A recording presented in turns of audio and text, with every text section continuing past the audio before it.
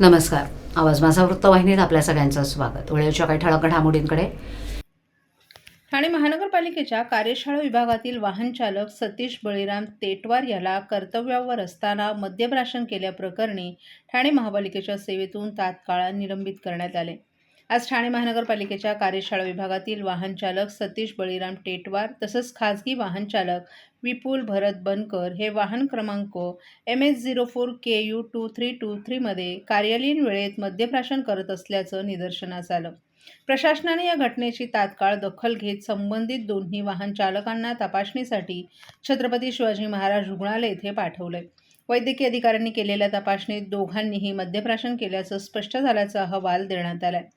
हा प्रकार अत्यंत गंभीर असून महाराष्ट्र नागरी सेवा अन्वये सतीश तेटवार या वाहन चालकाला आज रोजीच्या प्रभावानं तात्काळ सेवेतून निलंबित करण्यात आले.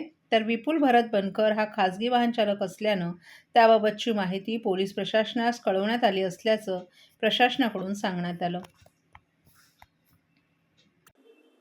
खरं तर आत्ताच ही माहिती मला मिळालेली आहे आणि त्या माहितीनुसार मी आयुक्तांशी आणि त्याची माहिती घेऊन कठोर कारवाई करण्याची आपण नक्कीच करू.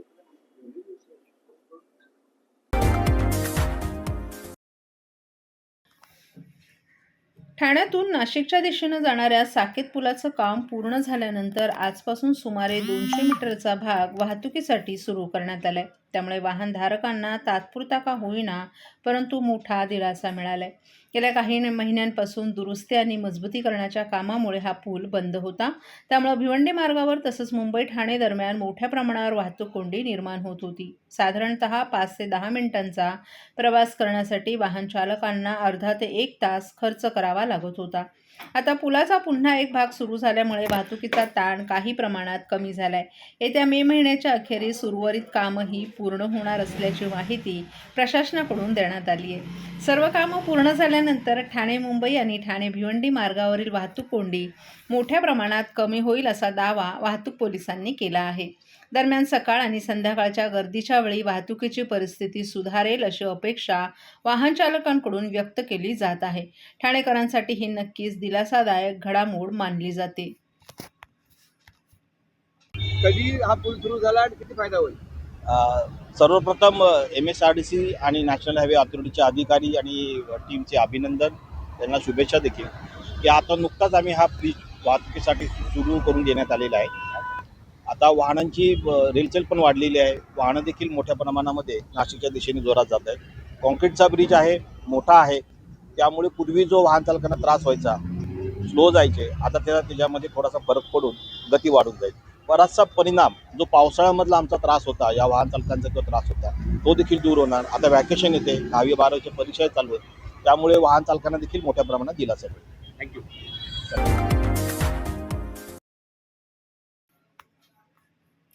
ठाण्यातील कळवा भागात आज सकाळी एका कंटेनरनं रस्त्याच्या दुभाजकावर चढल्यानं परिसरात मोठ्या प्रमाणात वाहतूक कोंडी झाली होती. या घटनेमुळे सकाळच्या गर्दीच्या वेळी वाहतूक पूर्णपणे विस्कळीत झाली. चालकाचं वाहनावरील नियंत्रण सुटल्यानं हा कंटेनर दुभाजकावर चढल्याची प्राथमिक माहिती समोर येते. सुदैवानं कोणतीही जीवितहानी झाली नसली तरी कंटेनर रस्त्याच्या मध्यभागी अडकल्यानं दोन्ही बाजूंनी वाहनांच्या लांब रांगा लागल्या होत्या. विशेष म्हणजे सकाळी परीक्षेला जाणाऱ्या विद्यार्थ्यांना तसंच कामावर जाणाऱ्या नागरिकांना मोठा त्रास सहन करावा लागला. तर अनेकांना उशीर झाल्याने संताप व्यक्त करण्यात आला. या घटनेची माहिती मिळताच वाहतूक पोलिसांनी घटनास्थळी धाव घेतली. क्रेनच्या साहाय्यानं कंटेनर हटवण्याचं काम हाती घेण्यात आलं. काही वेळानंतर वाहतूक सुरळीत करण्यात आली. दरम्यान भविष्यात अशा घटना टाळण्यासाठी योग्य ती खबरदारी घेण्याची मागणी नागरिकांकडून होत आहे.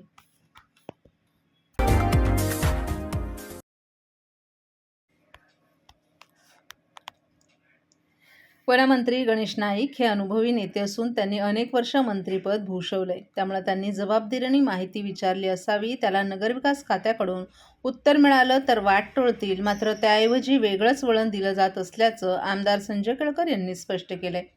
यावेळी या वादाचा कोणताही परिणाम ठाणे महानगरपालिकेतील महायुतीवर होणार नाही असंही त्यांनी स्पष्ट केले. भाजपच्या खोपट येथील जनसेवकाचा जनसंवाद या कार्यक्रमात आमदार संजय केळकर यांनी पत्रकारांनी विचारलेल्या प्रश्नांना उत्तरं देताना एकमेकांवर टीका करताना आचारसंहिता पाळण्याची गरजही व्यक्त केली. प्रशासकीय राजवट असताना नवी मुंबई महापालिकेच्या अनामत रकमा आणि भूखंडांबाबत घेतलेल्या निर्णयाची माहिती वनमंत्री गणेश नाईक यांनी विचारली आहे. नाईक हे अनेक वर्ष सत्तेत होते. त्यांनी जिल्ह्याचं पालकमंत्रीपदही अनेक वर्ष भूषवलंय. नवी मुंबईत 25 वर्ष त्यांनी एक हाती सत्ता ठेवली आहे. त्यामुळे त्यांनी जबाबदारीने माहिती विचारली असावी. त्याला नगरविकास विभागानं उत्तर द्यायला हवं. मात्र त्याऐवजी वेगळं वळण दिलं जात आहे. आवश्यक माहिती मिळाली तर वाट टाळता येऊ शकतील. जनतेनं विकासासाठी महायुतीला सत्ता दिली आहे. अशा वादामुळे लोकांमध्ये संभ्रम वाढण्याची शक्यता अधिक आहे. महायुतीबाबतचे कोणतेही निर्णय हे राज्यात मुख्यमंत्री फडणवीस आणि केंद्रात अमित शहा वेळोवेळी घेत असतात. त्यामुळे सध्या सुरू असलेल्या वादाचा कोणताही परिणाम ठाणे महापालिकेतील महायुतीवर होणार नाही असंही केळकर यांनी स्पष्ट केलंय.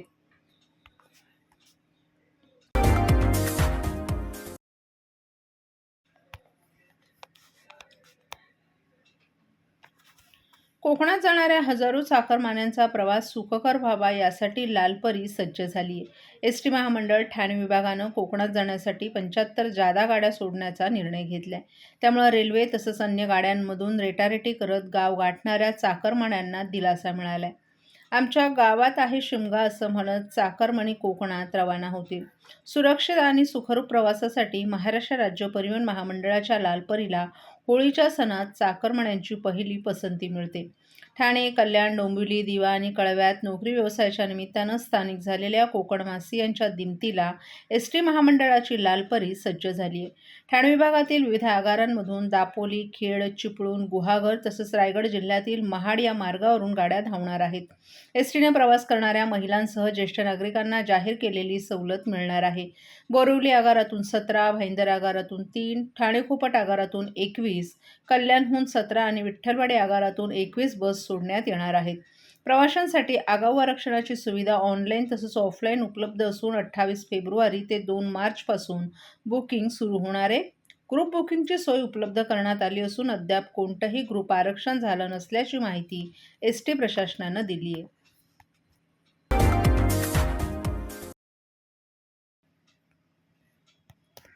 ठाण्यातील वागळे स्ट्रीट परिसरात पहाटेच्या सुमारास मोठी दुर्घटना घडली.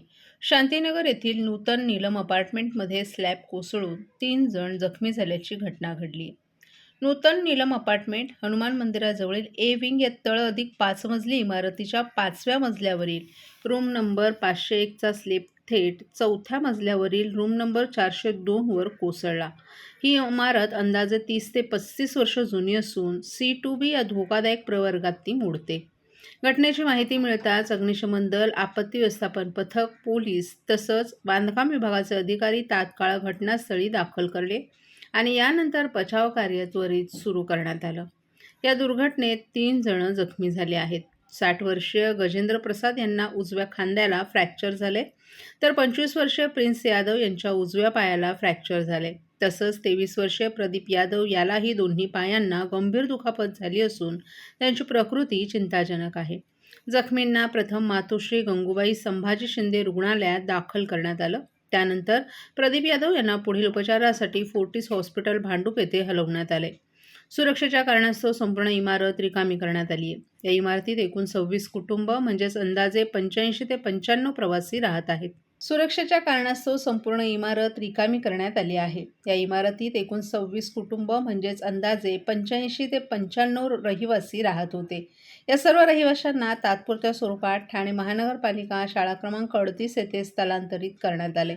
दरम्यान इमारतीची ए आणि बी विंग पूर्णपणे सीलबंद करण्यात आली असून पुढील कारवाई ठाणे महानगरपालिकेकडून केली जाणार आहे. सुदैवाने या घटनेत कोणतीही जीवितहानी झाली नाही.